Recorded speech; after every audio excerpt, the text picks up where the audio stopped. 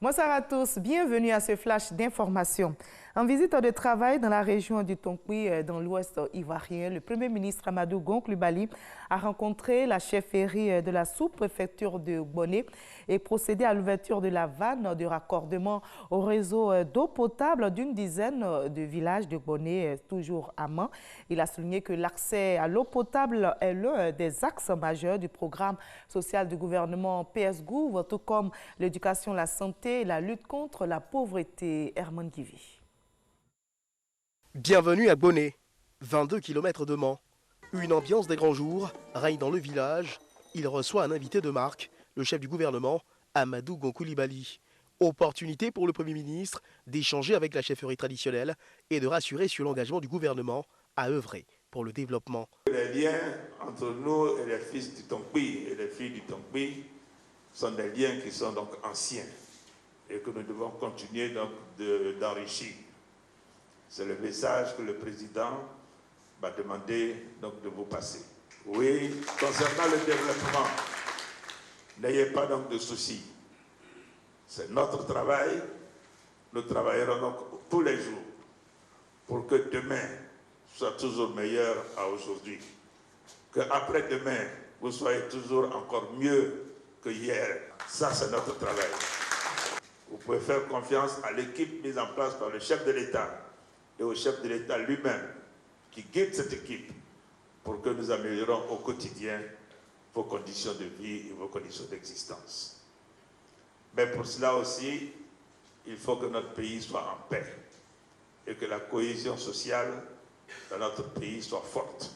Puis cap sur la place publique où les populations attendent d'être les témoins privilégiés de l'ouverture des vannes, un geste qui leur permettra de bénéficier désormais de l'adduction en eau potable.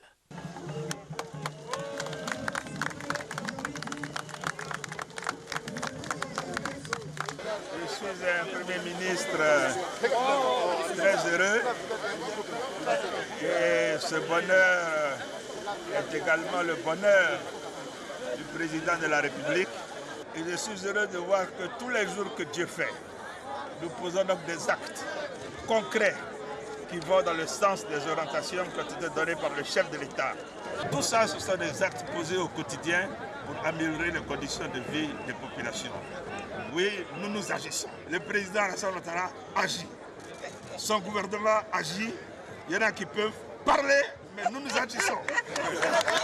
De l'eau incolore, inodore et sans saveur coule désormais à volonté dans les foyers de Gbonné pour le grand bonheur des populations.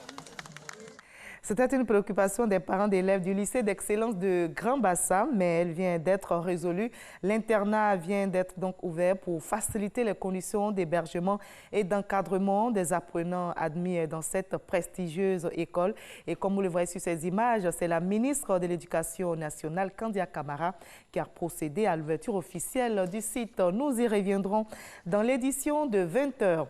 La 25e conférence des partis COP25 se tiendra du 2 au 13 décembre prochain à Santiago au Chili, en vue donc de parler d'une même voix. Les pays de l'Afrique de l'Ouest, à l'initiative de la commission de la CEDEAO, de l'UEMOA et de la BAD, sont en atelier donc ici à Abidjan. Et cette rencontre a été ouverte par le ministre de l'Environnement et du Développement durable, Joseph Sekaseka. À l'étranger, au Mali, 6 enseignants ont été enlevés hier vendredi par de présumés djihadistes dans la région de Mopti. Les assaillants armés sont arrivés dans la localité à moto et avant de repartir, ils ont mis le feu au matériel scolaire et proféré des menaces en disant ceci, et je cite, « Plus question d'accepter sur place une éducation dispensée en langue française ». Fin de citation. Le ministre malien de la Communication et porte-parole du gouvernement dénonce des attaques obscurantistes, lâches et barbares. Des actions sont en cours donc pour obtenir la libération des enseignants kidnappés selon le gouvernement malien. En Algérie, c'est ce 26 octobre, ce samedi donc à minuit qu'expire le délai de dépôt des dossiers de candidature aux élections présidentielles.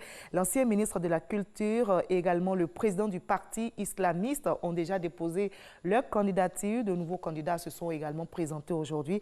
Et la question qui se pose est celle de la candidature d'Ali Benflis, ancien chef du gouvernement d'Abdelaziz Bouteflika. Il s'était ensuite positionné, vous le savez, comme opposant au président et il avait annoncé sa candidature à l'élection du 17 avril avant de renoncer après la deuxième semaine de protestation, des manifestations qui se poursuivent, je rappelle, toujours en Algérie. Les dernières pluies diluviennes ont laissé de graves séquelles à Grand-Bassam, ancienne capitale ivoirienne.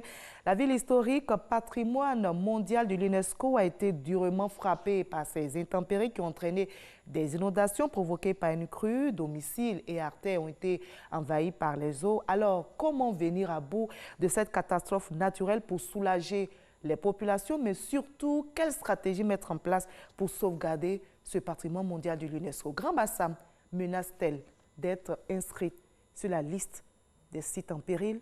On y reviendra ce soir et on en saura davantage avec notre invité de la page culture de 20h. Je vous retrouve tout à l'heure.